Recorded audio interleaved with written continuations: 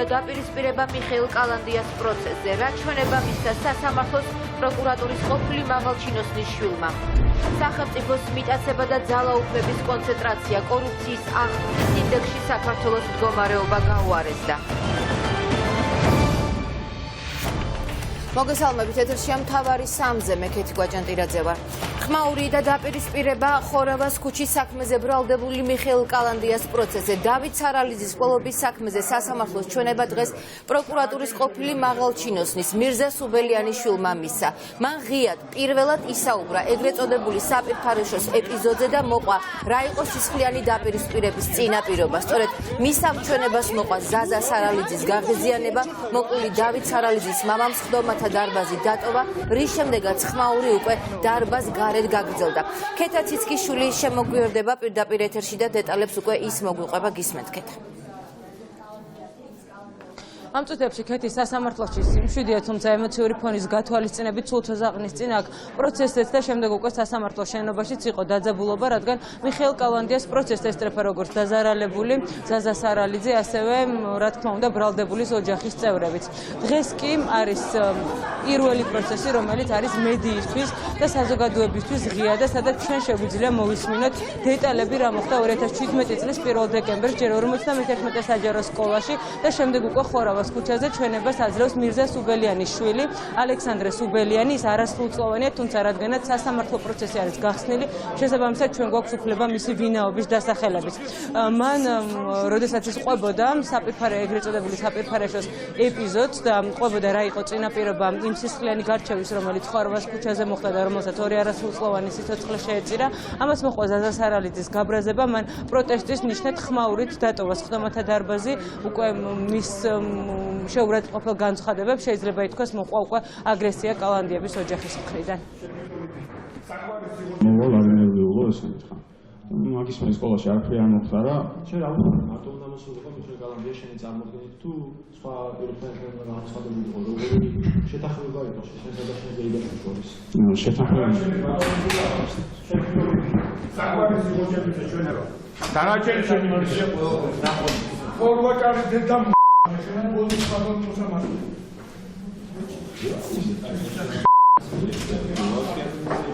უბრალოდ ეს კაცი დამთავრდა შეცდომაში ყავს შეყვანილი.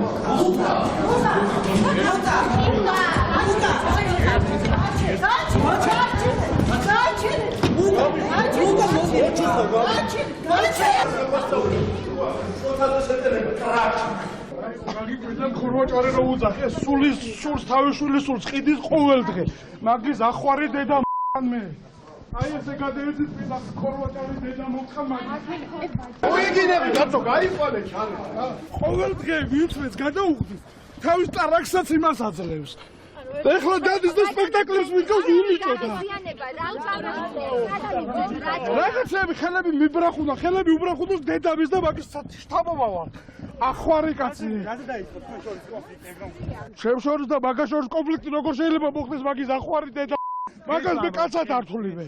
ხელებს რო აბრახუნებს და სპექტაკლებს ოდგავს მაგაზე. რას ეძახის განაჩენს? იმას რომ ამდენი ხანი მიხეილ კალანდიას წინააღმდეგ არც ერთი მტკიცებულება არ გამორჩა და იმას რომ სასამართლო იმაზე ვქვი გარიგებაზე მიდის მკვლელებთან, იმიტომ რომ მიხეილ კალანდია დაიჭიროს და რაღაცებს ათქმევინებენ, ესაა გარიგება? ჩვეულებრივი პროვოკაცია იყო სარალიძის თანხლები პირის მიმარ, რომელმაც მამაჩემს ვთქვათ გამოდი შენ ერთი გარეთო და ეხლა რომელი ადამიანი მოითმენდა, მით უმეტეს ამდენი ხანია შეურაცხყოფას ვითმენთ, ხმას არ ვიღებთ და ეს იმას ნიშნავს რომ ჩვენად თავმოყარეობა არ გვაქვს, უბრალოდ პატივს ვცემდით ამდენი ხანი გარდაცვლილების სულებს და არაფერს არ ვიძახით, 2 წელი კალანდიები ჩუმად ვიყავით და გადაგვიარა ყველამ თავზე და ამას ყველაფერს უკვე ბოლო მოიღო რა.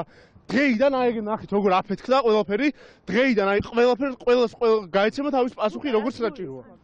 ყველანაირად სამართლებრივადაც და ყველა ის ადამიანი, ვინც ნებისმიერი სახით ჩვენი ოჯახის წინაშე დამნაშავე იყო, ყველა აგებს პასუხს. ეს არის მაღალჩინოსნები იქნებიან, ესენი გამომძიებლები იქნებიან, უბრალოდ მოწმეები იქნებიან, რომლებიც იტყუებიან და სრულჩვენებებს იძლევიან ჩემი ძმის წინააღმდეგ, არა აქვს მნიშვნელობა და თუ საჭირო გახდება მოსამართლეს, რომელიც თუ საჭირო გახდა და დააბარეს და მიიღო ის გადაწყვეტილება, რომელიც იქნება პოლიტიკური, ისიც პასუხს აგებს. ხალითაა დახურული ქვეყანა, თქვენ ვერ ატყობთ რომ ვაჭარია, ქორვაჭარია, ვინც მეც უხდის ფულს იმისკენ რო არის ვერ ხვდებით?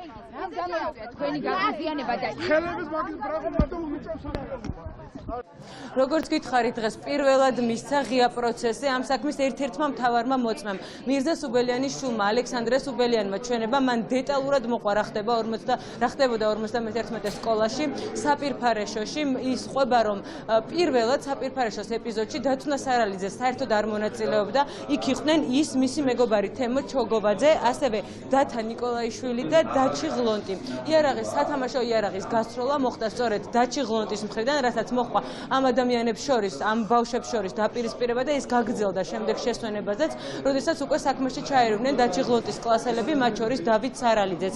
თუმცა რადგანაც ისინი ასაკით პატარები იყვნენ, დახმარება მან მისი მტკიცებით სთხოვა მის დეიდაშვილს მიხეილ კალანდიას დაურეკა და უთხრა რომ გაკვეთილების შემდეგ მოსულიყო და დახმარებოდა ამ საქმის მოგვარებაში.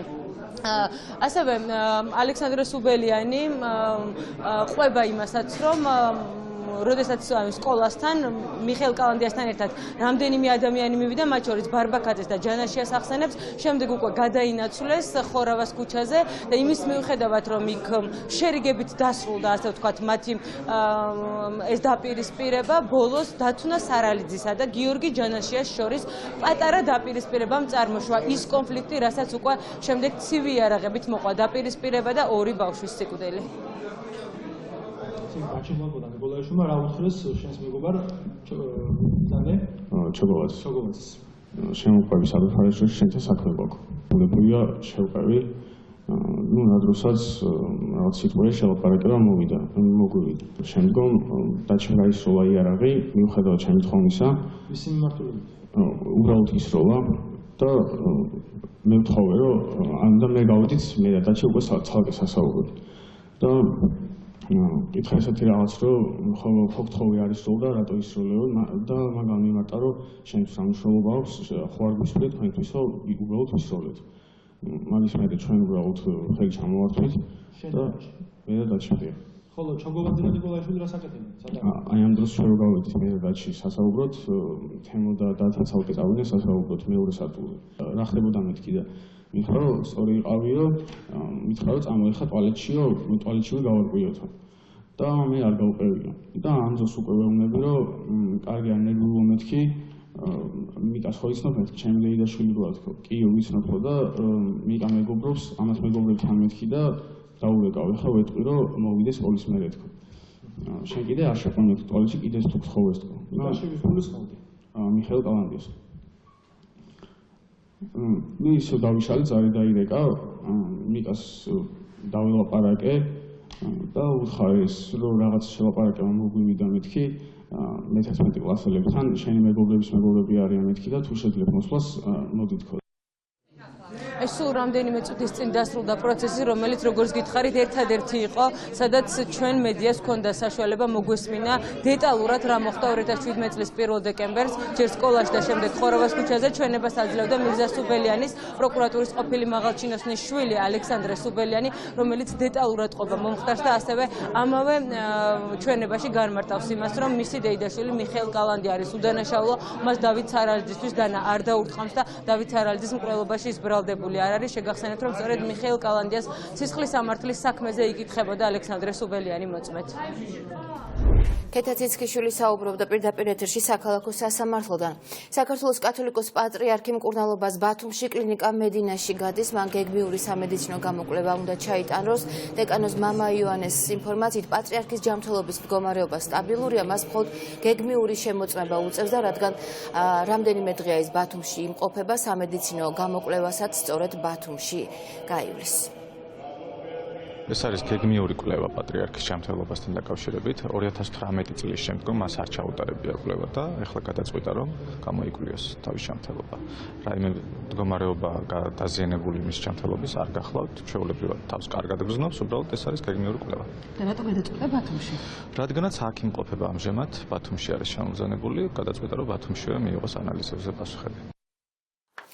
სახელმწიფოს მიტაცება, ძალაუფლების კონცენტრაცია, არაჯეროვანი გავლენა საკვანძო ინსტიტუტებზე ქვეყნისთვის მთავარ გამოწვევად რჩება. ამის შესახებ გავლენიანი საერთაშორისო ორგანიზაციის Transparency International-ის ანგარიშია ნათქვამი, რომელმაც კორუფციის აღქმის ინდექსის კვლევა გამოაქვეყნა და საქართველოს მონაცემები დაძია. კორუფციის აღქმის ინდექსით საქართველოში ვითარება შარშანდელთან შედარებით 2 პუნქტით გაუარესებულია. საქართველო ერთ-ერთი ქვეყანაა რეგიონში, რომელსაც რეიტინგი შეუმცირეს 180 ქვეყანას შორის ის 54 ადგილზეა, ზრდა აქვს აზერბაიჯანსაც და სომხეთსაც.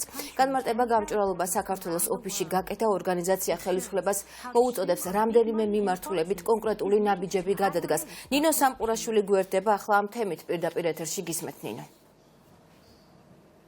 დიახ, არასამთავრობო ორგანიზაციაში ამბობენ იმას, რომ როდესაც საუბარი არის სახელმწიფოს მიტაცებაზე, როდესაც საუბარი არის ძალაუფლების კონცენტრაციაზე, ეს ყველაფერი მიანიშნებს იმაზე, რომ ქვეყანას აქვს სერიოზული პრობლემები და გარკვეული ნაბიჯები გადასადგმელია იმ კუთხით, რომ ეს პრობლემები გამოსწორდეს. მთავარი პრობლემა ქვეყნის დღეს, როგორც არასამთავრობოში ამბობენ, ეს არის არაფორმალური მმართველობა და მხოლოდ ერთი ადამიანის ხელში თავმოყრილი დიდი ძალაუფლება, რაც ქვეყნის განვითარებას სერიოზულ პრობლემებს უქმნის. ქვეყნის მთავარი გამოწვევა არის ასევე ისიც, რომ სასამართლო სისტემაში ხდება ჩარევა და ამიტომაც დღეს გამჭვირვალობა საქართველოს თბილისის ოფისში საუბრობდნენ იმაზე, რომ როდესაც მათი მხრიდან არის რეკომენდაცია ის, რომ სასამართლო სისტემაში არ ხდებოდეს ჩარევა, არ იყოს თავდასხმა განსხვავებული აზრის მქონე სამოქალაქო აქტივისტებზე, არასამთავრობო ორგანიზაციებზე, პოლიტიკურ პარტიებზე. ეს ყველაფერი არის ქვეყნისთვის პრობლემა, ამ ყველაფერს ჭირდება გადაჭრა, ამბობდნენ გამჭვირვალობა საქართველოში, გამჭვირვალობა საქართველოში ფიქრობენ ასევე იმასაც, რომ აუცილებელი არის, რომ ამ ეტაპზე შეიქმნა სპეციალური სამსახური, რომელიც იმუშავებს იმაზე, რომ კორუფციის რისკები ქვეყანაში შემცირდეს და განსაკუთრებით შემცირდეს ელიტური კორუფცია, რომელიც დღეს ქვეყანაშია. ჩვენმა ორგანიზაციამ პირველად ტერმინი სახელმწიფოს მიტაცება გამოიყენა ჯერ კიდევ საპრეზიდენტო არჩევნების დროს. მაშინ ჩვენ ვსაუბრობთ იმაზე, რომ არსებობს ნიშნები სახელმწიფოს მიტაცების, თუმცა ახლა უკვე ძალიან ბევრი მაგალითი გვაქვს იმისა, რომ პირდაპირ ვთქვათ, რომ ეს პროცესი ძალიან ეფექტურად მიმდინარეობს. ჩვენ ვხედავთ, რა პროცესები მიმდინარეობს დამოუკიდებელი ინსტიტუტების გაძლიერების თვალსაზრისით. აქ ვხედავთ, რომ ფაქტიურად ნაბიჯები კონკრეტული გადადგმული არ არის. ვხედავთ, რომ ეს ინსტიტუტები ფაქტიურად დამოუკიდებლები არ არის, ვხედავთ, რა ხდება სასამართლოში, სამართალდამცავ უწყებებში, ბევრი კითხვები გვაქვს სხვადასხვა გამოძიებებთან დაკავშირებით, სადაც პოლიტიკური მოტივაციები იკვეთება, ვხედავთ, რომ თავდასხმის ობიექტები არიან როგორც სამოქალაქო აქტივისტები, ასევე არასამთავრობო ორგანიზაციების წარმომადგენლები. ჩვენ ქვეყანაში არის არაფორმალური მმართველობა, სახელმწიფოს მიტაცება, რომელიც წარმოადგენს მაღალი დონის კორუფციის ერთ-ერთ ყველაზე ასე ვთქვათ, წინწასულ ფორმას, ყველაზე ცუდ ფორმას, როდესაც რეალურად სახელმწიფო ინსტიტუტები ვერ უზრუნველყოფენ იმას, რაც კანონმდებლობით აქვთ მათ. ჩვენ არ გვაქვს ერთი კონკრეტული უწყება, რომელიც ეფექტურად შეძლებდა პასუხი გასცეს იმ კორუფციულ, მაღალი დონის კორუფციის გამოწვევებს, რომელიც ჩვენ ქვეყანაში არის. ამიტომ ჩვენ ვსაუბრობთ ცალკე დამოუკიდებელი უწყების შექმნაზე, შექმნის აუცილებლობაზე, რომელიც სწორედ მაღალი დონის კორუფციის საკითხებით იქნება დაკავებული. ადგილი არ არის ყველაზე მნიშვნელოვანია ქულა. ქულა, როგორც მოგახსენეთ, არის 56 100 შესაძლებელი ქულიდან, მარტივად რომ ვთქვათ, ჩვენთვის ნაცნობი სასკოლო სისტემით ეს არის 3-იანი, შეიძლება 3-იანი მინუსით, ასე ვთქვათ. კარგია, რომ რეგიონში პირველ ადგილზე ვართ, მაგრამ ყოველთვის უნდა გავითვალისწინოთ, რომ ეს არის ერთ-ერთი ყველაზე ცუდი რეგიონი, რომელიც გამოირჩევა ზოგადად კორუფციის მაღალი დონით.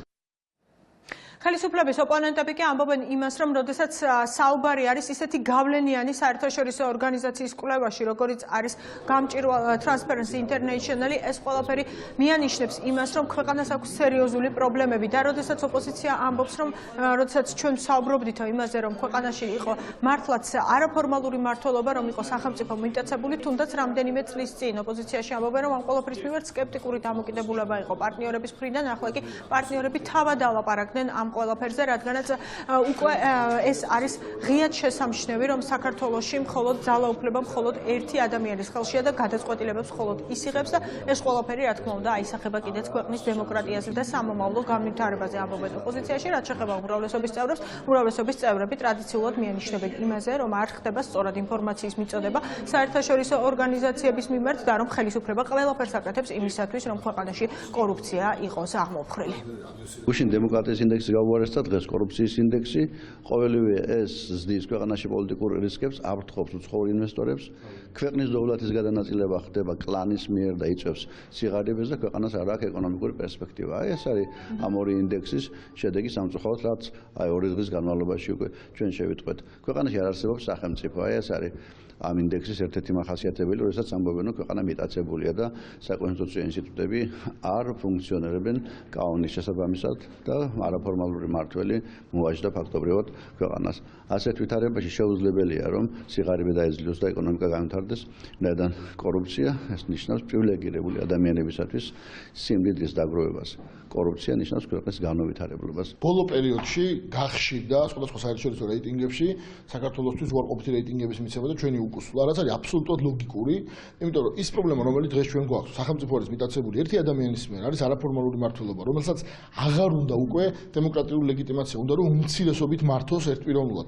ეს ყველაფერი არის ბუნებრივად ასახული ამ საერთაშორისო რეიტინგებში, რომელიც ჩვეულებრივად არის სარკე ჩვენთან არსებული რეგრესული მდგომარეობის. ამიტომ ჩვენი ყველაზე ამოცანა უნდა იყოს, რომ ეს არაფორმალური მმართველობა, ეს უზურპირებული ხელისუფლება, რაც შეიძლება მალე შევწოდოთ არჩევნების გზით, რომ წინ წავიდეთ და იყო დრო, როცა საქართველოს იყო ამ რეგიონში თვითსაჩვენებელი მოდელი ქვეყანა, დღეს სამწუხაროდ ვართ მაჩანჩალა და ყველა ჩვენი რეგიონული მეზობელი გვასწრებს თითქმის ყველა პარამეტრი. ეს არის ძალიან დიდი პრობლემა. ქართულმა ოცნებამ ის კორუფციული სისტემა, რომელიც ნაციონალურ მოძრაობას ჰქონდა თავის წიაღში, არა მარტო მოიბარა, არამედ უფრო მეტად განავითარა და პირდაპირ ვიტყვი, რომ დღეს რეალურად გვაქვს ელიტარული კორუფციის სრული ნიშნები ქვეყანაში, ასევე პოლიტიკური კორუფციის ნიშნები. სწორედ ამაზე ვიბარებთ ერთ-ერთი საკითხი, რაც არის ფინანსთა მინისტრს და ასევე სხვა მთავრობის წევრებსაც აუცილებლად დავიბარებთ ამ საკითხებზე და ბუნებრივია, რომ ეს იქნება ასახული რეიტინგებში და აგერ ფაქტიც არის, რომ აგერ გამოქვეყნებულ რეიტინგებში ნაჩვენებია, რომ კორუფციის ინდექსთან მიმართებაში ვართ უკან დაწეული. ჩვენი სახელმწიფო ქმედი ნაბიჯებს გავს კორუფციასთან ბრძოლის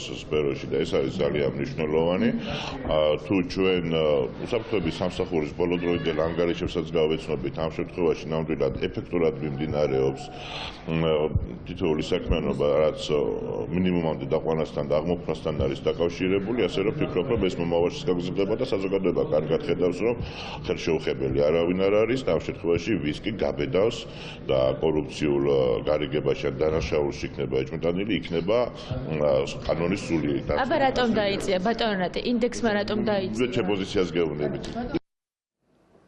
საერთაშორისო გამჭვირვალობის გენერალურმა სამდივნომ 27-ად გამოაქვეყნა ეს კვლევა კორუფციის აღქმის ინდექსის კუთხით საქართველოში ვითარება შარშანდელთან შედარებით არის გაუარესებული, 2 ქულით გაუარესდა საქართველოს მდგომარეობა და თვითონ თბილისის ოფისში გამჭვირვალობის ამბობენ, რომ ეს ყველაფერი ბუნებრივიც იყო, რადგანაც საქართველოში არსებობს პრობლემები და ეს პრობლემები არის გადასაჭრელი. რამდენიმე რეკომენდაცია არის, რეკომენდაცია პირველ რიგში ის, რომ სწორედ 2020 წელს ქვეყანაში უნდა ჩატარდეს გამჭვირვალედ არჩევნები, რომ აღარ მოხდეს დისკრედიტაცია განსხვავებული აზრის მქონე ადამიანების და ასევე ოპოზიციის და უნდა იყოს ისიც, რომ შეიქმნა სპეციალური მექანიზმი, რომელიც ანტიკორუფციული კუთხით იმუშავებს. ნინო სამყურაშვილი საუბრობდა პირდაპირ ეთერში. საქართველოს მეოთხე პრეზიდენტი საზოგადოებას და პოლიტიკურ სპექტრს მოუწოდებს დაივიწყონ ყველა წყენა და კონსოლიდაციას თხოვს. გიორგი მარგველაშვილი ამბობს, რომ არასდროს არ ყოფილა საქართველოს ისტორიაში ასეთი მწვავე კრიტიკა პარტნიორების მხრიდან და თუ ქართული საზოგადოებას ამაზე ადეკვატური რეაგირება არ ექნება, ქვეყანა დაკარგავს იმ მონაპოვარს, რომლისთვისაც ბოლო 30 წელია იბრძვის.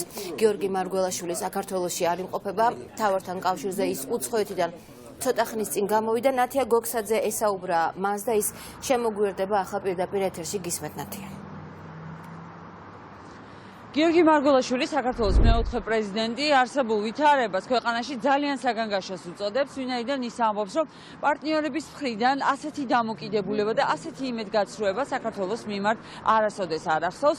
ძალიან კარგად ჩანს უკვე იმ არადიპლომატიურ, ძალიან ღია წერილებში, კრიტიკის შემცველ წერილებში, რომელსაც უკვე ერთთვიანი შუალედით კონგრესმენები ძალიან ინტენსიურად აგზავნიან საქართველოში. ამიტომ გიორგი მარგველაშვილი ამბობს, რომ ქვეყანა არის ძალიან მძიმე მდგომარეობაში, პოლიტიკური ძალები უნდა გაერთიანდნენ, საზოგადოებაც უნდა დადგეს ოპოზიციის და პოლიტიკური პარტიების გვერდით და მათ უნდა იზრუნონ იმაზე, რომ ქვეყანაში სასწრაფოდ მოხდეს რადიკალური და რაც ყველაზე მნიშვნელოვანია დემოკრატიული ცვლილებები. ძალიან ნათელი არის ამ გზავნილების სიმძაფრე. ასეთი მძაფრი გზავნილები მე უბრალოდ არ მახსოვს. არ მახსოვს მათ შორის, იმიტომ რომ როდესაც მოდიოდა კრიტიკა დასავლეთიდან, ნებისმიერი ხელისუფლების დროს იქ ისხდნენ პოლიტიკოსები, რომლებსაც ესმოდათ რა სიმძიმის არის ასეთი შენი პარტნიორისგან ასეთი მძიმე შეფასება. აუცილებელია კონსოლიდირება ყველა იმ ძალის, ვისაც მიაჩნია, რომ საქართველოს მომავალი არ არის რუსეთში, არ არის ავტორიტარიზმში და არ არის წარსულში დაბრუნებაში, კონსოლიდირება ძალიან აქტიური მუშაობა და გადარჩენა საქართველოს პროდასავლური დემოკრატიული არჩევანის. ჩვენ არ ვიწამეთ და არ მივეცით აქტიურად მთელი ჩვენი ახალგაზრდობა და 30 წელი არ გავიარეთ ესეთი რთული იმისთვის, რომ უცებ ყველაფერზე უარი ვთქვათ და ჩავყარდეთ უკან რუსულ ორბიტას.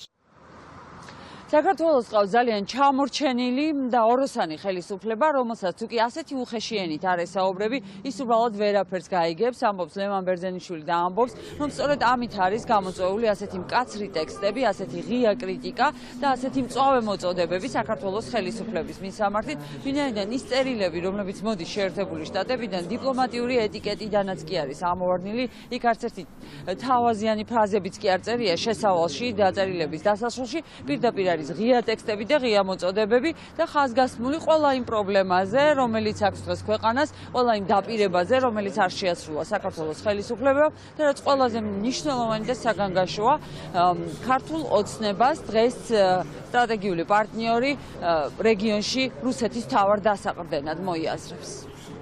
საქმე გვაქვს ველურებთან, აი ასეთი შთაბეჭდილება, რომ უცებ იყო ნორმალური ქვეყანა დაიწყვიტა რაღაცა და წავიდა სხვა მიმართულებით. მე ამას სულ მახსენდება ერთი ძველი ანეკდოტი, ქართველი სტუდენტი რომ ამბობს, რომ გუშინო ჰაიდეგერი გავიარეთო, გუშინო ფიხტეო, ხვალო ახლა გვექნება ჰეგელზე ლაპარაკნა, გული მაინც ჭიდაობისკენ მიმიწევს, და ახლავე ეგეთი ამბავი, რომ ქართულ ოცნებას ასავლიან, ახსენებენ, რომ საქართველოს აქ დამსახურებები, რომ ჩვენ თქვა ნატოსთან თანამშრომლობაში რო გვაქვს ასოცირების ხელშეკრულება, რო გვაქვს ვიზო მიმოსვლა და სხვა და რომ ყველაფერი ეს არის იმიტომ, რომ ჩვენ მივდივართ სწორი მიმართულებით დემოკრატიის ხაზზე. ესეთი სამარცხვინა, ესეთი ოროსანი, ესეთი ჩაჭმილი და ჩარჩენილი და ჩამორჩენილი ლიდერი, როგორც ახლა ჩვენ მყავს, თან არაფორმალური საქართველოს მეზობელ ქვეყნებს არ აყავთ. წარმოუდგენელი ასეთი ქაჯი ხელისუფლებაში მოყვანილი, ასეთი პრეზიდენტი, ასეთი პარლამენტის თავმჯდომარე, ასეთი პარლამენტის ყოფილი თავმჯდომარე. კიდე დამატებითი სიმძიმე ამ წერილის გახლავთვის, რომ ეს არ არის ერთი იზოლირებული წერილი, ეს არის ნაწილი იმ ტალღის, კრიტიკული ტალღის, რომელიც მოდის დასავლეთიდან, რომელიც მოდის ყველა დასავლური ინსტიტუტიდან და ჩვენი მთავარი მოკავშირეების და პარტნიორებისგან. ამიტომ ეს ყველაფერი არ არის მხოლოდ ცალკეული ფრაგმენტები. ეს არის შემადგენელი იმ უაღრესად კრიტიკული დამოკიდებულების, რომელიც დასავლეთში უკვე ჩამოყალიბებულია ქართული ოცნების მიმართ. რაც შეეხება წერილის შინაარსს, რთული ალბათ წარმოიდგინო იმაზე უფრო, ასე ვთქვათ, შორს წასული კრიტიკული მესიჯები, ვიდრე როდესაც შენი მოკავშირეები წერენ იმას, რომ ქვეყანაში შენი პოლიტიკით აძლიერებ ვლადიმერ პუტინის ხელს და ეხმარები ოკუპანტს. პოლიტიკური პარტიების წარმომადგენლები არ გამორიცხავენ, რომ ასეთი მკვეთრი მზავნილების შემდეგ უკვე შეერთებული შტატების კონგრესმა მიიღოს რეზოლუციაც, რაც უკვე კრიტიკა გადაინაცვლებს არა მხოლოდ წერილებში, არამედ იქნება ეს კონგრესის საერთო დოკუმენტი, თუმცა ამავდროულად უფრო მტკიცებით ფორმაში აცხადებენ იმასაც, რომ სულ მალე ევროპარლამენტი თებერვლის თვეში მიიღებს საქართველოსთან მიმართებაში რეზოლუციას, სადაც მთელი ის კრიტიკული განწყობა და ის მწვავე განცხადებები, რომელიც ჩვენ ვნახეთ სტრასბურგიდან, ამ დოკუმენტში უკვე წერილობთ იქნება ასახული. ათია გოგსაძე საუბრობდა პირდაპირ ეთერში. ვაშინგტონის ყოველდღიური შეტევა და განგაში სიგნალები ოფიციალური თბილისისთვის ყოველდღიურად იქცა. დღევანდელი დილად საქართველოს მეგობრების უმწვავესი განცხადებებით დაიწყო. ცნობილი ამერიკელი ანალიტიკოსი მაიკლ კარპენტერი ივანიშვილის ხელისუფლებას აფრთხილებს. იგნორირება არ გაუკეთოს ამერიკელი კონგრესმენების უმწვავეს წერილს, სადაც ისინი ოცნებას პრაქტიკულად ვლადიმერ პუტინთან არაფორმალურ გარიგებაში ადანაშაულებენ და მოუწოდებენ ივანიშვილის გუნდს, რომ ქვეყანა ინვესტიციების გარეშე არ დატოვონ, რადგან ინვესტიციების შემცირება თითოეული მოქალაქის ცხოვრებაზე აისახება. წერილს, რომელიც ვაშინგტონიდან თბილისში გამოიგზავნა, ორპარტიული მხარდაჭერა აქვს. მიუხედავად ამ უმწვავესი გზავნილებისა, სტრატეგიული პარტნიორების მხრიდან მმართველ გუნდში ამბობენ, რომ ეს ცალკეული კონგრესმენების მოსაზრებაა. ჩვენ გვჭირდება დასავლური ინვესტიციები ჩვენი ქვეყნის გასავითარებლად, სამუშაო ადგილების შესაქმნელად და ეკონომიკის გასაზრდელად. ამერიკელი ანალიტიკოსები ისევე როგორც კონგრესის წევრები პირდაპირ აცხადებენ, რომ ეკონომიკურ განვითარებას და ინვესტიციების მოზიდვას ხელს უშლის ივანიშვილის პოლიტიკა და შესაბამისად ივანიშვილი არის პირადად პასუხისმგებელი იმაზე, რომ დღეს საქართველოში ნებისმიერი მოქალაქე არის ბევრად უფრო მძიმე ეკონომიკურ მდგომარეობაში, ვიდრე იყო რამდენიმე წლის წინ. ამიტომ ივანიშვილის ხელისუფლების შეცვლა არის სასიცოცხლოდ მნიშვნელოვანი კეთილდღეობის გასამყარებლად ქვეყანაში, ისევე როგორც ევროატლანტიკური ინტეგრაციის უზრუნველსაყოფად და ჩვენი დაცულობის, ჩვენი უსაფრთხოების უზრუნველსაყოფად. ძალიან ბევრი არის ჩვენი მეგობარი, ზოგიერთი კონგრესის წევრი შესაძლოა გარკვეულად სხვა პოზიციებს ან ვერსიებს აღღერებდეს, რომელიც უმეტეს შემთხვევაში შესაძლოა მოკლებული იყოს ობიექტურ მოცემულობას ბიუჯეტის შესახებ კანონში. ვერ მოხდებოდა საქართველოს როგორც ერთ-ერთი გამორჩეული ქვეყანა, რომლის მიმართაც ამერიკის შეერთებული შტატები ახორციელებს მხარდაჭერას, მათ კანონში ეს ვერ მოხდებოდა, თუ კი საქართველოს გადაუხვევდა დემოკრატიული განვითარების გზას. ეს არის მარტივი ჭეშმარიტება. ჩვენი მთავარი ამოცანაა ყველას, მათ შორის ამ ადამიანებს, მივაწოდოთ ზუსტი და სწორი ინფორმაცია. თუ ქართული ოცნება არ გაითვალისწინებს უკვე თითქმის ყოველდღიურ რეჟიმში ვაშინგტონიდან მიღებულ გაფრთხილებებს, შესაძლოა უმწავესი გზავნილები მალე სენატიდან, სახელმწიფო დეპარტამენტიდან და ვიცე-პრეზიდენტისგანაც მიიღოს. ასეთია ექსპერტების პროგნოზი. ისინი არ გამორიცხავენ, რომ საქართველოს ხელისუფლებამ ამერიკული და ევროპული მხარდაჭერა დაკარგოს, რადგან კონგრესმენების წერილი დასტურდება, როგორი კრიტიკულია დასავლეთის შეფასებები საქართველოში არსებული მმართველობით სისტემაზე. ესეთი წერილი მე 30 წელია თითქმის საერთაშორისო ორგანიზაციებთან ურთიერთობა მაქვს, ჩვენს პარტნიორებთან ურთიერთობა მაქვს, მე ესეთი რამ არ მინახავს. ანაკლიის კონსორციუმის დამფუძნებლების მიმართ დაწყებული სისხლის სამართლის წარმოებით მამ ხელი შეუშალა ამერიკული ინვესტიციების განხორციელებას ამ პორტის განვითარებისთვის. ეს რას ნიშნავს ჩვეულებრივ ადამიანურ ენაზე? ეს ნიშნავს, რომ თუ ქვეყანაში არ გვექნება დემოკრატია, თუ ამ ქვეყნის მიმართ ნდობა არ იქნება, მაშინ შესაბამისად არ იქნება ინვესტიციები, მაგრამ არავინ არ დააბანდებს ფულს ქვეყანაში, სადაც იციან, რომ სასამართლო პოლიტიკურია, ხელისუფლება პოლიტიკურ ოპონენტებს დევნის, ხელისუფლება უბრალოდ დიდარ ადამიანებს დევნის, უკვე არა უბრალოდ პოლიტიკურ ოპონენტებს, იმდენად შეშინებულია. თუ კი აქამდე ჩვენ ხშირად გვინახავს ტალღები პოლიტიკური ოპონენტების დევნის, ეხლა უბრალოდ დიდარ ადამიანებსაც ერჩის ბიძინა ივანიშვილი გასაგები მიზეზების გამო. ამიტომ ძალიან ძიმე მდგომარეობაში აღმოჩნდება ჩვენი მოსახლეობა, 20-20 არის შანსი. მე არ ვიცი, რამდენად სერიოზულად უყურებს ხელისუფლება, მაგრამ თუ შევხედავთ დინამიკაში ამ განცხადებებს, ყოველი მომდევნო განცხადება უფრო მკვეთრი ხდება და უფრო მეტ კონკრეტიკას შეიცავს. მე ვფიქრობ, რომ არჩევნების მოახლოვებასთან ერთად ამ განცხადებების პათოსი და კრიტიკა ასევე გაიზრდება კიდევ, თუ ხელისუფლება რეალურ რეფორმებს გაატარებს, მათ შორის საარჩევნო კანონმდებლობასთან დაკავშირებით, საარჩევნო სისტემასთან დაკავშირებით, ცხადია, ეს შეუწყობს ხელს ნდობის აღდგენას, ეს შეუწყობს პოლიტიკური პროცესების პარლამენტში გადატანას და არა ქუჩაში, ასე რომ ახლა ჯერი ხელისუფლებაზეა. არის ძალიან ყურადსაღები საკითხი, რადგანაც შეერთებული შტატები არის საქართველოს მთავარი საერთაშორისო პარტნიორი, საერთაშორისო მხარდაჭერის თვალსაზრისით შეერთებული შტატები არის ყველაზე უმნიშვნელოვანესი პარტნიორი და ჩვენი მთავარი, როგორც აღნიშნე, მთავარი პარტნიორის რეკომენდაციები, მათი შენიშვნები და მათი შეშფოთება იმ საკითხებზე, რომელიც ეხება საქართველოში არსებულ პოლიტიკას, ნამდვილად მნიშვნელოვანი არის და ვფიქრობ, რომ ჩვენი ხელისუფლება კარგად გააცნობიერებს თუ რას წარმოადგენს ეს წერილი. ქვეყნის პოლიტიკის გამო განგაში ამერიკულ პრესაშიც განუკითხაობა, რომელიც საქართველოში სუფევს, ბადებს, ეჭვს, რომ მომავალი არჩევნები კორუმპირებული იქნება. გავლენიანი ამერიკული გამოცემა Washington Free Beacon-ი ამერიკელი კონგრესმენების მიერ საქართველოს პრემიერ-მინისტრისთვის გამოგზავნილ წერილს სტატიას უძღვნა. ამერიკის სახელმწიფო დეპარტამენტი და კონგრესი მმართველი რეჟიმისაგან დაშინების კამპანიის შეჩერებას მოითხოვენ ან ახალი ამერიკული სანქციებით იმუქრებიან. სტატიაში წერია, რომ ქართული ოცნების მთავრობა მილიარდერი ბიძინა ივანიშვილის მეთაურობით ქუჩაში გამოსული აქციის მონაწილეები ძალის გამოყენებით დაარბია, პროამერიკული ოპოზიციის წევრებს კი მიზანმიმართულად დევნის. სტატიის ავტორი წერს, რომ საქართველოს ეკონომიკა არსებული განუკითხაობის გამო ზიანდება, რაც რეგიონში ვლადიმერ პუტინის გავლენებს აძლიერებს. პარლამენტის თავმჯდომარის შემდეგ ოპოზიციას ულტიმატუმით ამჯერად იუსტიციის მინისტრი მიმართავს. თეატრულუკიანი ამბობს, რომ თუკი ოპოზიცია არ დათანხმდება მმართველი გუნდის ბოლოს შეთავაზებულ საარჩევნო სისტემას, მას მოუწევს პროპორციული საარჩევნო სისტემის გამოგლოვება. როგორია ოპოზიციის პასუხი, ამას უკვე რუსუდან ჯაბანიშვილი გვეტყვის, რუსუდან გისმენთ. იუსტიციის მინისტრმა სწორედ ამ ფრაზით ოპოზიციას ულტიმატუმი გუშინ წაუყენა. ეს იმ დროს, როდესაც ხელისუფლებას და ოპოზიციას შორის საარჩევნო სისტემასთან დაკავშირებით ჯერ კიდევ დიალოგის რეჟიმია და მხარეები მომდევნო მეხუთე რაუნდის ჩანიშვნას უკვე უახლოეს პერიოდში ელოდებიან. როგორც წესი, დიალოგის მაგიდასთან მსხლომი მხარეები ასეთი ტიპის განცხადებებს არ აკეთებენ ხოლმე მიმდინარე დიალოგის რეჟიმში, თუმცა თეატრულუკიანმა, როგორც ჩანს, ეს წესი დაარღვია. ოპოზიციაში არ გაკვირვებიათ იუსტიციის მინისტრის ეს ტონი და განცხადება, ვინაიდან ამბობდნენ, რომ ხელისუფლებას თავიდანვე ჰქონდა განსაზღვრული, რომ მათ არ დაეთმოთ საარჩევნო სისტემა და ამ არსებული საარჩევნო სისტემით სწორედ მიეთვისებინათ ხელისუფლება. ოპოზიციაში ამბობენ, რომ ის საარჩევნო მოდელი, რომელსაც ხელისუფლება მათ სთავაზობთ, საუბარი ეგრეთ წოდებული 150-ზე მოდელზე, სწორედ ამ მიზნებს ემსახურება ხელისუფლებისას. ეს მოდელი ვერ გამოხატავს რეალურად ამომრჩევლის ნებას და მანიშნებელია იმისა, რომ ხელისუფლება აპირებს, ასე ვთქვათ, კიდევ ერთხელ მოახდინოს უზურპაცია ხელისუფლებისა.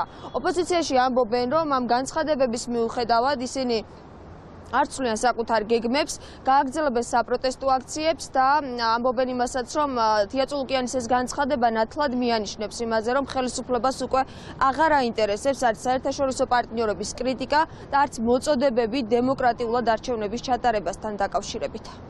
დისკრედიტირებული თეატრულუკიანის ზიზღნარევი განცხადება არის მხოლოდ ერთი შინაარსის, რომ ეს არის ის, რომ ბიძინა ივანიშვილი პრაქტიკულად არ აპირებს დათმობას და იგი არის საერთაშორისო იზოლაციაში და დაკარგული აქვს ყოველგვარი კავშირი საქართველოს მოქალაქეებთან. ორი განვითარება შეიძლება ქონდეს ამ მოვლენას. პირველი, რომ ივანიშვილი, ესე იგი, დათმობს ძალაუფლებას და ეს იქნება მშვიდობიანი გადაცემა ხელისუფლების და ძალაუფლების. მეორე, ეს იქნება ძალიან მძიმე სცენარი თვითონ ბიძინა ივანიშვილისთვის და იგი გაიმეორებს ნამდვილად იმ დიქტატორების და იმ კორუმპირებული ადამიანების ბედს, რომლებიც უკვე აღმოჩნდნენ სამწუხაროდ სანქციების ქვეშ. რას წვალობს ეს ივანიშვილის უწიგნური კლოუნი, მე ვერ ხვდები. უკვე უარია, თქო, კაიხანია მაგ წინდებაზე.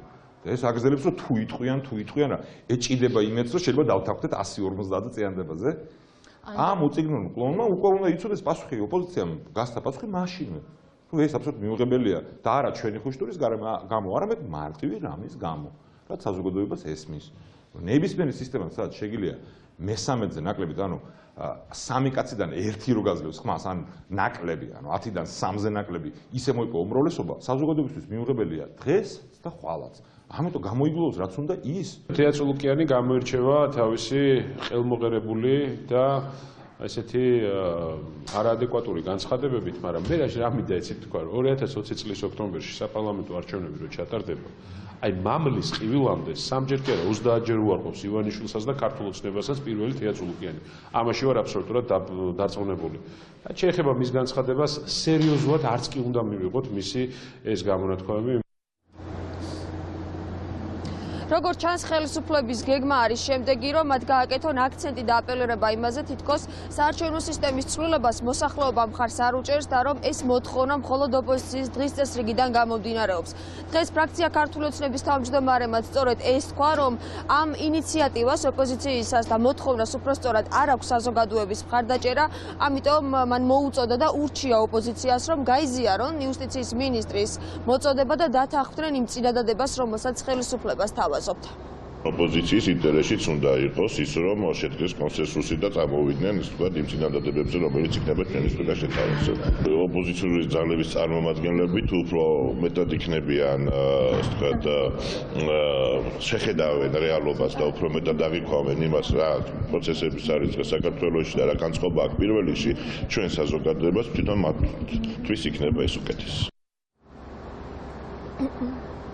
იმ შემთხვევაში თუ საპარლამენტო არჩევნები არსებული საარჩევნო სისტემით და მოდელით ჩატარდება, ეს ბევრ პრობლემას შეუქმნის ქვეყნის დემოკრატიულ განვითარებას, ვინაიდან ვერ გამოხატავს ამ არჩევნების შედეგი საზოგადოების მოთხოვნას.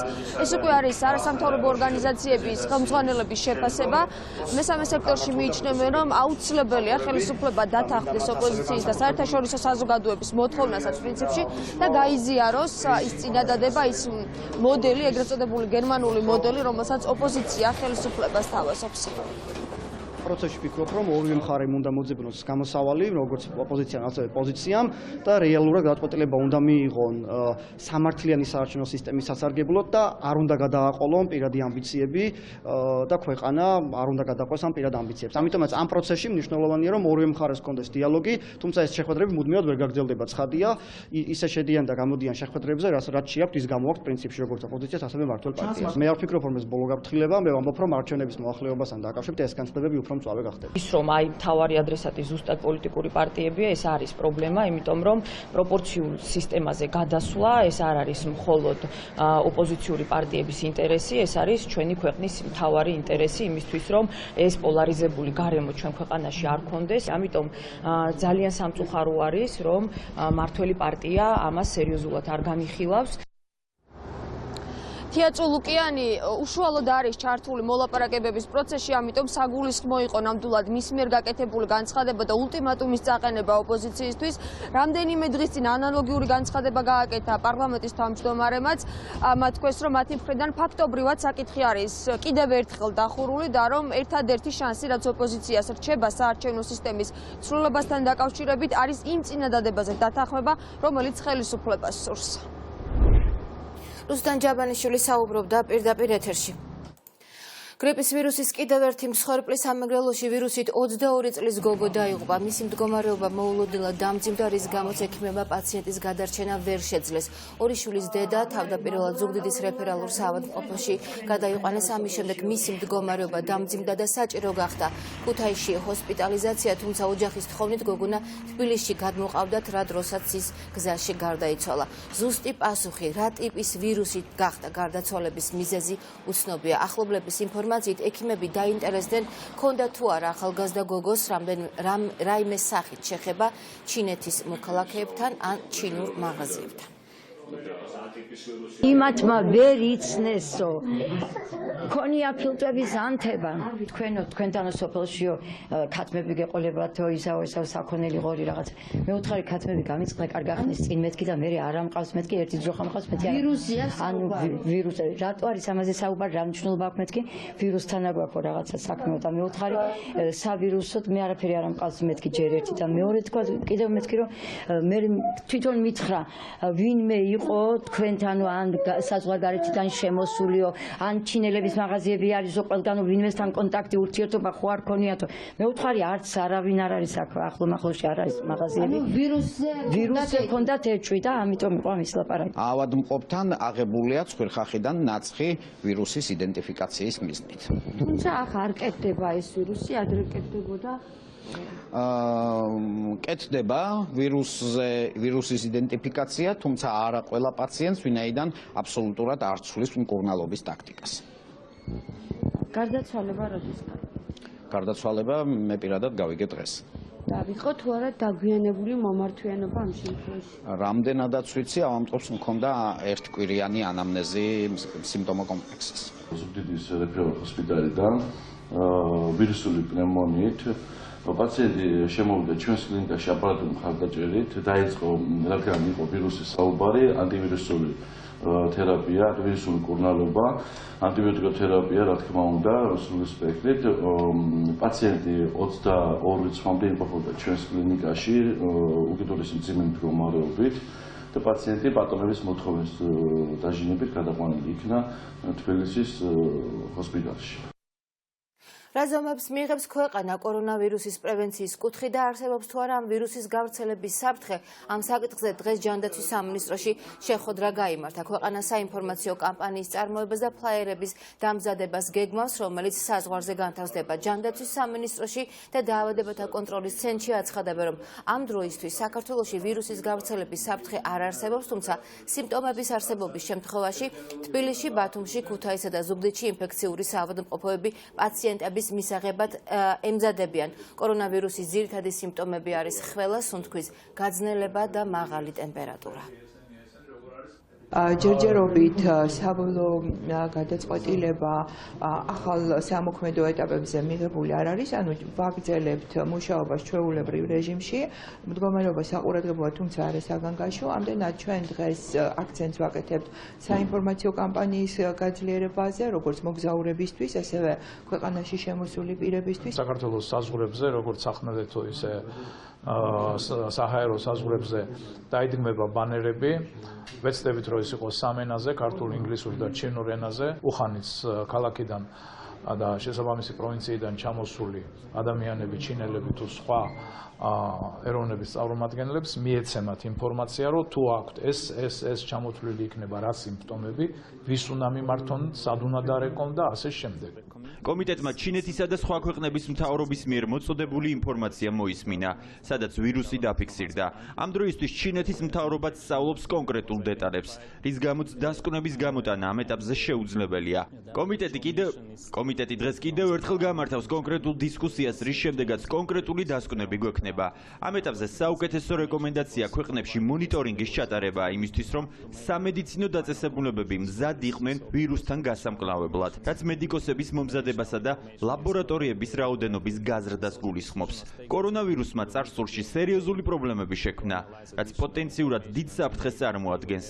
ჩვენ მუდმივ მონიტორინგს ვატარებთ და ამ ეტაპზე 400-მდე შემთხვევას სწავლობთ, სადაც 100 განსაკუთრებით მძიმე შემთხვევა, ასევე არის ფატალური შედეგები. ამიტომ მნიშვნელოვანია მოგზაურობის დროს მაქსიმალური კონტროლი დაწესდეს საზღვრებზე. ჩინეთში კი კორონავირუსით ინფიცირებულთა რაოდენობა იზრდება, კარანტინში 500-ზე მეტი ადამიანია მოთავსებული. ინფიცირების შემთხვევები რამდენიმე ქვეყანაში, მათ შორის მექსიკასა და ამერიკის შეერთებულ შტატებში დაფიქსირდა. ვირუსის გავრცელების რისკიდან გამომდინარე, უხანის პროვინციის მთავრობამ მოსახლეობას რეგიონიდან გასვლა დროებით აუკრძალა. დაკეტილი აეროპორტები, სარკინიგზო ხაზები და პროვინციიდან გასასვლელი მაგისტრალები განსაკუთრებული კონტროლია დაწესებული.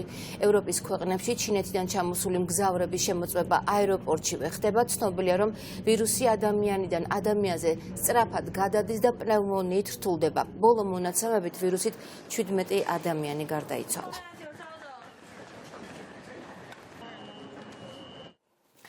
ტიფლის დეველოპმენტი მერის წინააღმდეგ საარბიტრაჟო დავას იწყებს. კომპანია უახლოეს დღეებში აპირებს დაიწყოს სასტუმრო ბუდაპეშტის მშენებლობა ვაკის პარკში და პარალელურად იმ ზარალის ანაზღაურებას ითხოვს, რომელიც კომპანიას მერიის შეუსრულებელი დაპირების გამო მიადგა.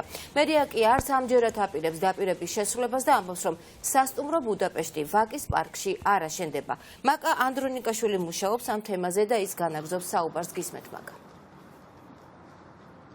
დიახ, ჩვენთან საუბრისას კომპანიის ოფიციალურმა წარმომადგენელმა თქვა, რომ აპირებენ უახლოეს პერიოდში, რაც შეიძლება სწრაფად დაიწყონ ვაკის პარკში სასტუმრო ბუდაპეშტის მშენებლობა, იმიტომ რომ კომპანიას და ინვესტორს უდიდესი ზარალი ადგება. გიორგი ზაქაიძე ჩვენთან საუბრისას იხსენებს იმ დეტალებსაც, რაც ხდებოდა დედაქალაქის მერიასთან მოლაპარაკებების პერიოდში წელიწადზე მეტია და ამბობს, რომ დედაქალაქის მერიის მხრიდან არც ერთი კონკრეტული და რეალური შეთავაზება ინვესტორისთვის არ ყოფილა ალტერნატიულ ფარგლთან დაკავშირებით. მისი თქმით, ერთადერთი ტერიტორია, რომელიც დედაქალაქის მერიამ კომპანიას და ინვესტორს შესთავაზა, ეს იყო ონკოლოგიური საავადმყოფოს მომიჯნავედ მდებარე მიწის ნაკვეთი, რომელიც ინვესტორისთვის დამაინტერესებელი ვერაფრით ვერ იქნებოდა. მისი განცხადებით, უახლოეს პერიოდში დაიწყება საარბიტრაჟო დავა სახელმწიფოს წინააღმდეგ, რადგან მოხდეს იმ ზარალის დათვლა, რომელიც ინვესტორს და კომპანიას წელიწადნახევრის განმავლობაში უშედეგო მოლაპარაკებების პერიოდში მიადგა. ზაქაიძის განცხადებით არის ეჭვები იმის შესახებ, რომ დედაქალაქის მერია რეალურად არც აპირებს რაიმე ტერიტორია შესთავაზოს ინვესტორს და მიმდინარეობს დროის გაწელვა. გავიდა თვეები და გავიდა წელიწადზე მეტი, არაფერი კონკრეტული მათი მხრიდან შემოთავაზებული არ იყო. ერთადერთი რაც მათ შემოგთავაზეს ონკოლოგიური საავადმყოფოს გვერდით, რაღაცა მიწის ნაკვეთი, რომელსაც ჩვენ ვერაფერში ვერ გამოვიყენებთ. მიუხედავად იმისა, რომ ჩვენი მხრიდან იყო საუბარი, რომ მზად ვართ გავცვალოთ ნებისმიერ სახელმწიფო ქონებაში, რომელიც სახელმწიფოს აქვს გამოტანილი აუქციონზე და თუ ის ქონება, რომელიც მათ აქვს გამოტანილი აუქციონზე და აუქციონზე ჩავარდა მაგალითად ქონებები და არ გაიყიდა პირობითად გეუბნებით და ჩვენი ქონება იყო უფრო ნაკლები ღირებულების, მზად ვართ რომ დავამატოთ თანხა, თუ რომელიმე შეეცდება და ესე ღიად განაცხადებენ და შეგუშინიან ხელს მშენებლობაში, კანონით დაარღვევენ, ეს ყველაფერი იქნება ჩვენი მხრიდან კიდევ ერთი დოკუმენტები და გამოყენებული საერთაშორისო არბიტრაჟი, სადაც ჩვენ ზარალის ზიანზე ძალიან დიდ თანხას შევედავებით სახელმწიფოს. დედაქალაქის მერიის პასუხი ინვესტორისადმი არის ხისტი. დღეს განცხადება ვიცემერმა გააკეთა ირაკლი ხმალაძემ თქვა, რომ არც ერთ შემთხვევაში მერი არ დაუშვებს ააშენოს კომპანიამ ვაკის პარკში სასტუმრო, მან ამის დასტურად დედაც კი დაიფიცა. ვაკის პარკის ტერიტორიაზე ის მშენებლობას მაგრამ თუნდაც იქ არ მოხდება. მიუხედავად იმისა, რომ ესეთი განცხადება გაკეთდა და მათ ესეთ კამპანიურად გადაწყვიტეს ახლა რომ დაიწყონ ისევ სამართლებრივი პროცესები იმისთვის რომ ნებართვა მიიღონ, ვაკის პარკის ტერიტორიაზე ეგენ სასტუმრო მშენებლობის ნებართვას ვერ მიიღებენ, ვერაფერს ვერ ააშენებენ. კიდევ ერთი წელი რომ გაგრძელდეს ჩვენი მოლაპარაკებები და კიდევ რომ ვერ შევთანხმდეთ, მაინც ვერაფერს ვერ ააშენებენ და ჩემი აზრით ეს არის ყველაზე მთავარი და მეორე ხარისხოვანია ის მე ან თქვათ მუნიციპალიტეტი და ეს კომპანია როგორ დავლაგდებით ერთმანეთში. დავლაგდებით რამენაირად.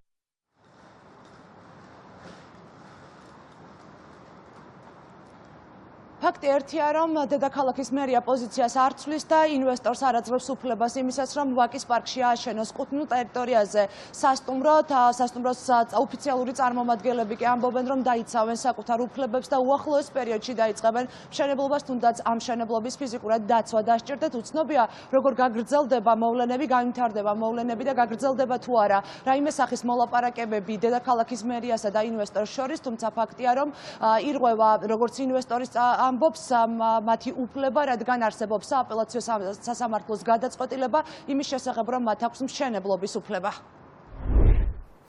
აკანდრონიკაშვილი საუბრობდა პირდაპირ ეთერში. პოლიციელების ფოტოებს, რომლებაც მთავარი არხის მეწილეს გიორგი რურუას იარაღი ჩაუდეს თბილისის ქუჩებში გამოაკრავენ, მე ჩაუდე იარაღი ამ შინაარსის პლაკატები რუსთაველის გამზირზე დილიდან გამოჩნდა. სამოქალაქო აქტივისტები ფიქრობენ, რომ უკანონო დავალებების შემსრულებელი პოლიციელების ლუსტრაცია და მათი ვინაობის გასაჯაროება ერთადერთი საშუალებაა საზოგადოებამ აიძულოს სამართალდამცველები არ შეასრულონ უკანონო ბრძანებები. ზინაივანიშვილმა და მისმა გარემოცვამ ჩათვალა, რომ საჭირო იყო მისი განნეიტრალება და რუსულ მილიციურ სტილში ამ ადამიანების გამოყენებით, რომელთა პლაკატებსაც ჩვენ დღეს გავაკრავთ, ჩაუდეს მას იარაღი, სრულიად უტიფრად, ყოველგვარი ნივთიერი მტკიცებულების გარეშე არის ეს ადამიანი დაჭერილი და საქმე, როცა ტარდება ხოლმე სასამართლო პროცესები, ეს ნათლად ჩანს ხოლმე, რომ არავითარი ნივთიერი მტკიცებულება მათ არ გააჩნიათ, არც ყვალი არის იარაღის ნაპოვნი და არც ასე შემდგომ. და ეს ადამიანები, რომელთა პლაკატებსაც გავაკრავთ, არიან ამ სისტემის, ასე ვთქვათ, მონები, გვინდა საზოგადოებას ნათლად დავანახოთ და გავაცნოთ ის ჯიბის პოლიციელები და ამ სისტემის უსიტყვო შემსრულებლები, რომლებმაც გააყალბეს და პოლიტიკური კუთხით წაიყვანეს ის პროცესი, რაც გიორგი რურუას დაკავება იყო. ხელისუფლებას არ აწყობს და ეშინია იმ ადამიანების, რომლებიც საკუთარ პროტესტს ღიად გამოხატავენ. როგორც ვიცით, გიორგი რურუა არის მთავარი არხის ერთ-ერთი დამფუძნებელი. აქედან გამომდინარე, ის არის ბიძინა ივანიშვილის პირადი პატიმარი.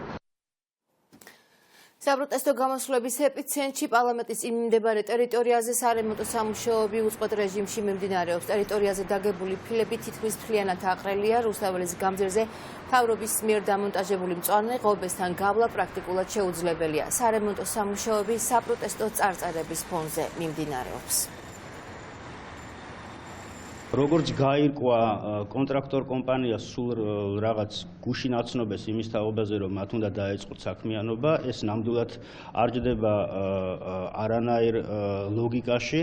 მე ვფიქრობ, რომ ეს არის გამოხატვის თავისუფლების შეზღუდვა, იმიტომ რომ მოქალაქეებს უნდა შეეძლოთ თავისუფლად თავიანთი აზრის გამოხატვა, პროტესტის გამოხატვა და ამ ხრივ ეს წარმოადგენს შეზღუდვას ამ უფლებისა, იმიტომ რომ აუცილებელია იმისა, რომ შემოღობილიყო ეს ტერიტორია არ არსებობდა. ეს უფრო უკავშირდება მათი შეფასების რაღაცებისგან თავის დაცვას და პრევენციას, წინასწარ პრევენციული ღონისძიებების მიღებას, რომ იქ ფართომასშტაბიანი შეკრება არ მოხდეს ადამიანების. ხვალ თუ დაანონსებენ ან ზეეგ მომდევნო დღეებში ადამიანები რომ იქიკრიბებიან და ბუნებრივია ეს სივრცე იქნება შეზღუდული, ასეთ შემთხვევაში ეს მცირე რაოდენობის შემთხვევაშიც კი შესაბამისად დააყენებს ღირსშესანიშნავ საკითხს, მათ დროს თავის გამზირი უნდა გადაკეტონ თუ არ უნდა გადაკეტონ. არ ვიცი რას ემსახურება ხელისუფლების გადაწყვეტილება, თუმცა ამ რეალობის გათვალისწინებით უცნაური გადაწყვეტილებაა ნამდვილად. ქართული ოცნება სულმალის შესაძლოა კოლექტიურ ორჯონიკიძედ იქცეს. ქართულ ოცნებას და მის მხარდამჭერებს ღია წერილით მიმართავს მამუკა ხაზარაძე. პოლიტიკური მოძრაობის ლიდერი მოუწოდებს ივანიშვილის ხელისუფლებას გაითვალისწინოს ევროპარლამენტარების და ამერიკელი კონგრესმენების გზავნილები, რომელსაც ქართული ოცნების პროპაგანდისტები ცდილობენ მინიმუმამდე დაიყვანონ. აშკარაა, რომ ეს უკვე შეუქცევადი პროცესია, რომ საერთაშორისო საზოგადოების მძაფრი კრიტიკა, უნდობლობა, ნეგატიური დამოკიდებულება, პოლიტიკური კრიზისი გაღრმავდება და დღევანდელი ხელისუფლება ქვეყანას საერთაშორისო იზოლაციაში მოაქცევს. თქვენი ლიდერის მიერ წარმოებულმა კურსმა სულ მცირე ხანში შეიძლება დაგვაკვარგვინოს ის, რასაც 30 წლიანი ბრძოლით, შრომით და გამარჯვებით მივახციეთ. თუ ასე გაგრძელდა, თქვენი პარტია სულმალე შეიძლება კოლექტიურ ორჯონიკიძედ იქცეს, წერს ხაზარაძე ღია წერილში. გორში ტექნიკური ინსპექტირების ცენტრი გატეხეს, შემთხვევა სავარაუდოდ გვიან ღამით მოხდა. ქურდები შენობაში უკანა კარიდან შევიდნენ და იქ მდგარი სწრაფი ჩარიცხვის აპარატიდან თანხა წაიღეს. მისი ზუსტი ოდენობა უცნობია, შენობა კამერებით არის აღჭურვილი და ქურდობის ამსახველი ვიდეო მასალაც არსებობს. პოლიციამ ჩანაწერები უკვე ამოიღო. დილის 5 საათზე შემოძრუნე, გარები იმას გააღეს და გარედან და საკასო აპარატი გატეხეს. უკანა კარებიდან შევიდნენ? უკანა კარებიდან აქედან. არაფერი საკასო აპარატის სეიფი, მეტი არაფერი. დიდი რაოდენობით თანხა. თანხაზე ინფორმაცია არ მაქვს. კამერების გადაცემული მაქვს ყველაფერი. დააფიქსირეს კამერებმა? კი, დააფიქსირეს. რამდენი იყო შემოსული? 3. 2 იყო შიგნით და 1 გარეთ ელოდებოდა. იდენტიფიცირება შესაძლებელია ამ კამერებში. დანარჩენი ექსპერტიზას. თბილისის მერია 353 ავტომობილი ემსახურება, ეს იმ დროს, როცა ლონდონის წარმომადგენლობით ორგანოს არც ერთი ფლანგვის დეტექტორის ინფორმაციით 353 მანქანიდან 5 უშუალოდ ვიცე-მერს, მერის 4 მოადგილეს ემსახურება. ავტომობილების რაოდენობის ზრდასთან ერთად ყოველწლიურად იზრდება საწვავში დახარჯული თანხაც. 2019 წელს მერიამ 1.600.000-ზე მეტი ლარის საწვავი შეიძინა. ფლანგვის დეტექტორმა გაარკვია, რომ 2019 წელს დახარჯული საწვავით მერია შეძლებდა დედამიწისთვის 312 ჯერ შემოევლო. საკრებულოს ოპოზიციაში ფიქრობენ, რომ აუცილებელია მერიამ და საკრებულომ გადახედონ ამ ხარჯს და შეამციროს საწვავის ლიმიტიც.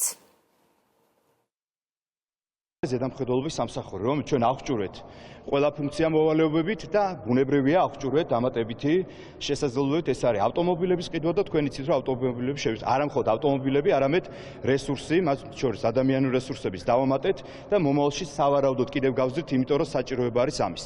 ბუნებრივია, ეს ნიშნავს იმას, რომ გაცილებით მეტი საწვავი დაიხარჯება და გაცილებით მეტი, ასე თქვა, დანახარჯი, საოპერაციო დანახარჯი ექნება ამ ყოველივეს. ეს რას ნიშნავს, რომ მიუხედავად იმ დანახარჯისა, უკუგებაც აქვს ბიუჯეტს, ეს არის დაახლოებით 30 მილიონი მარტო უკანონო მშენებლობების აღკვეთიდან და დაჯარიმებული ობიექტებიდან.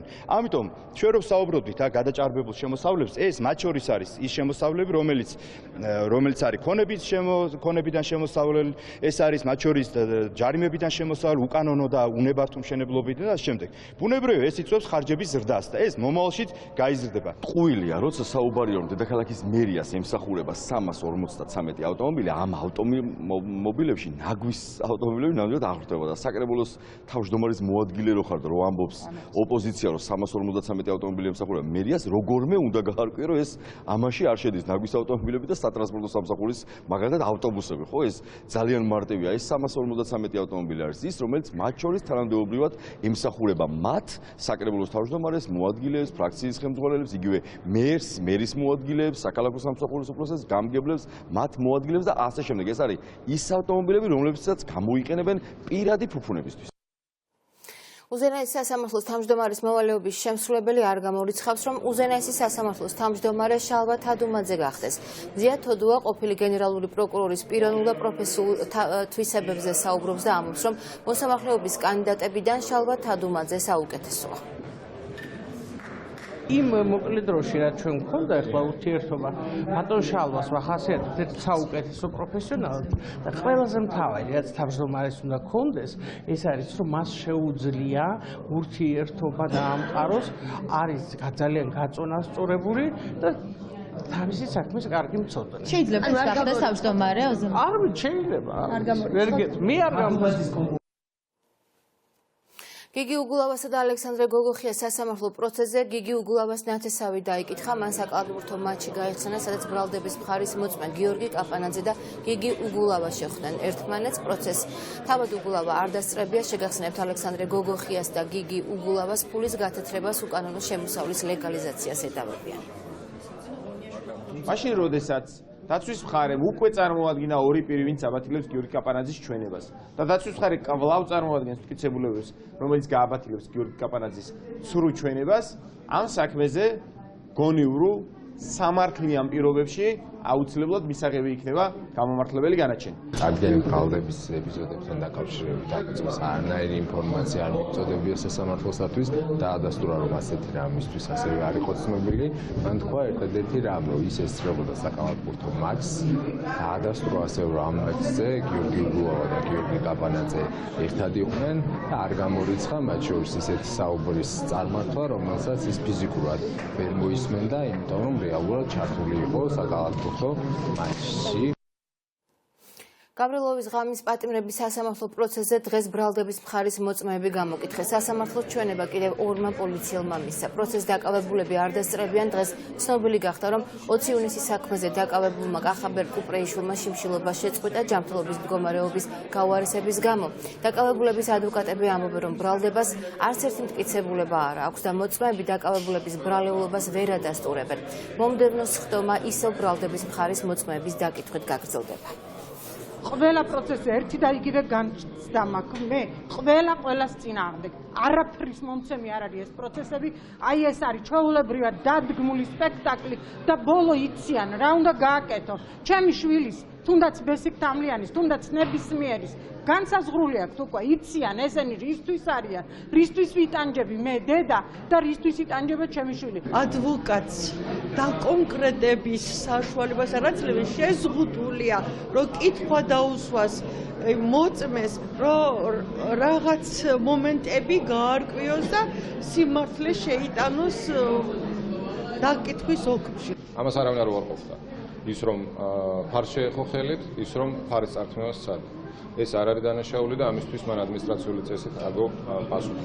მან ასევე დაადასტურა რომ არ ქონდა არ განუხორციელებელი არანაირი ქმედება პარლამენტში შეჭრის სხვა პოლიციელის ან რომელიმე ადამიანის ან სხვა თანამშრომლის დაზიანების. აღნიშნული პირი საუბრობდა ბესიკთამლიანის ეპიზოდთან დაკავშირებით უშუალოდ მას წართვა დაცვის სპეციალური საშუალება რაც გახლავთ ფარი რაც შემდგომში უკვე აქციის სხვადასხვა მოწმეებმა და მონაწილეებმა გამოიყენეს სხვადასხვა მიზნებისთვის, კერძო თავსესმენის გამოყენებით და ზოგადად არა მარტო ამ ფარით, არამედ სხვა წართმევის საშუალებით სამართალდამცავებს. ირაკლი ოქრუაშვილის საქმეზე ბრალდების მხარის კიდევ ორი მოწმე საქმის გამომძიებელი და სამართალდამცველი დაიკითხა. მათი ჩვენების მიხედვით 20 ივნისს პარლამენტთან ღამით მიმდინარე აქციაზე ოქრუაშვილი დაახლოებით 30 კაციან ჯგუფს ჭიჭინაძის ქუჩიდან უძღოდა წინ და პარლამენტში შესვლას ითხოვდა. ადვოკატის განცხადებით მოწმეების მიერ მიწოდებული ინფორმაცია არანაირ მტკიცებულებას არ შეიცავს და მოწმეების დაკითხვა მხოლოდ იმიტომ გრძელდება, რომ ოქრუაშვილი ციხეში დიდი ხნით დატოვა. დაიკითხა ორი მოწმე, რომელმაც ისევე როგორც წინა მოწმეებმა ვერაფერი ვერ დაადასტურეს. ერთი იყო გამომძიებელი, რომელსაც როგორც აღმოჩნდა ზებუნებრივი ძალა აქვს და ერთ დროს შეუძლია ორი ადამიანის დაკითხვა ერთდროულად, ერთსა და იმავე დროს, ხოლო მეორე მოწმე ოქრუაშვილი რო იმ დროს პარლამენტის აქციის მიმდებარე ტერიტორიაზე იყო საჯაროდ ცნობილი ფაქტია.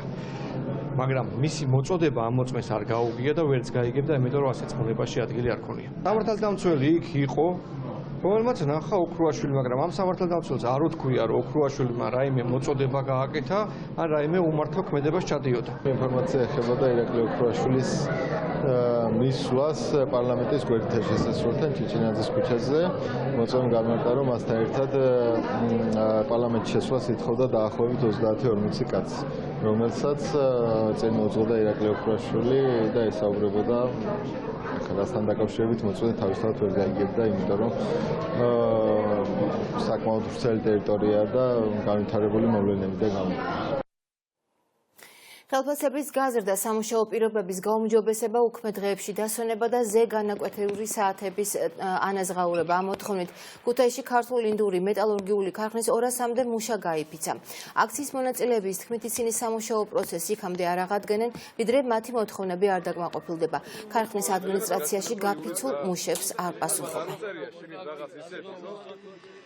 მოთხოვნა არის სამუშაო პირობების გაუმჯობესება, ანაზღაურება პირველ რიგში რაც გვინდა, დაზღვევა არ გვაქვს, მუშაობთ უკვე 8 თვეა, 9 თვეა მუშაობთ, დაზღვევა არ გვაქვს ელემენტარ რაღაცა რომ დაგჭირდეს. მაგას ვთხოვთ რა და სამუშაო პირობების გაუმჯობესებას. მეც არაფერს. ამაზეც არ არიან თანახმად. თელი ქარხანა გაათვალე, გამოსწორე და გაიფიცეთ რომ რაღაცა ელემენტური რაღაცა მოგწონს ყურადღება. რა გარემო არის სანშინი და ხელფას არიან არის ყურადღებას მაგას მომატება ხელფას ელემენტური რაღაცა რომ 12 საათ, 8 საათის მერე იყოს ეს ზეგანაკვეთი ან ამ რამე არ ასხსენება არ არის საერთოდ და ეხლა პირობა 10 საცმელი 10 რაღაცა შეიძლება ფეჩატკი 4 დღე მუშაობა და 4 დღეში ერთხელ მაქვენა იგი ლარიანი ფეჩატკი. ხარისხი დღეში იხევა და 3 დღე დავდივა ტიტველი ხლებით გამუშებენ იქ. ამერიკის, საფრანგეთის, რუსეთისა და გერმანიის ოფიციალური პირები ისრაელში ჰოლოკოსტის მსხვერპლთა ხსოვნის ცერემონიას ესწრებიან. მხარები ორ მხრივ შეხვედრებსაც გამართავენ. ჰოლოკოსტი 1933-45 წლებში გერმანიის ნაცისტური ხელისუფლებისა და მისი მოკავშირეების მიერ ებრაელების, ბოშების, საბჭოთა ტყვეების მიმართ განხორციელებული გენოციდის მოსაგონრად აღინიშნება.